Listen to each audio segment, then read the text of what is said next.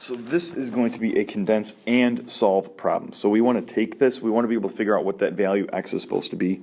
Now in order to do that, what we need to be able to figure out though is how do I rewrite this so I have a single log? I can't do that. All right, so what I'm going to do first is identify any kind of exponents, if there's addition or if there's subtraction. I don't see any values in front of my logs, so there are no exponents. I don't see any plus signs. I'm not adding these logs together. I'm actually subtracting. So what that means is that I was dividing. So the negative 5x is your numerator, and the 6 is going to be your denominator. So let's rewrite this as a single log. So negative 5x over 6 is equal to 2. Now, the next piece is to identify the base of your log. All right, so I didn't write it to begin with. That means it's automatically locked into base 10. From there, you want to identify, can I actually solve it in my log form, or do I need to convert? All right, this is a situation where you have to convert. Now remember, we said this in class. The reason we have our log equations is so we can actually solve for any unknown exponent. Well, we actually know what our exponent is equal to. The exponent of our exponential equation is actually 2. All right, so what I want to do is I want to convert this back into an exponential equation. Get it away from my log equation, change it to my exponential equation.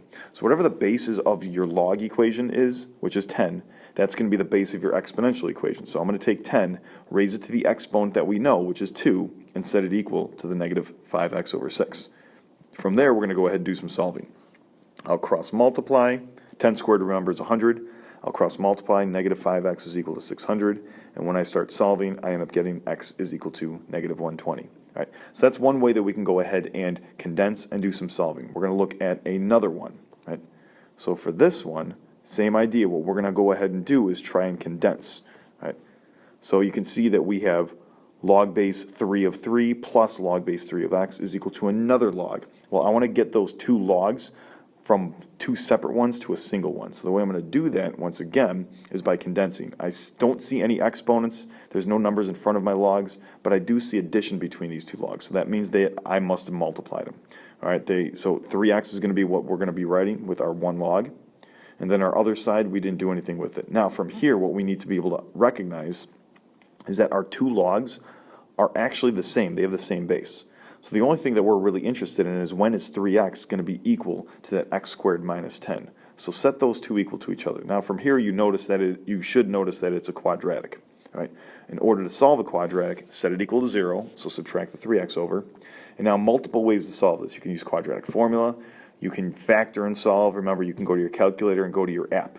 All right? I'm going to go ahead and factor and solve this because I know it's factorable. So my two factors are x minus 5 and x plus 2.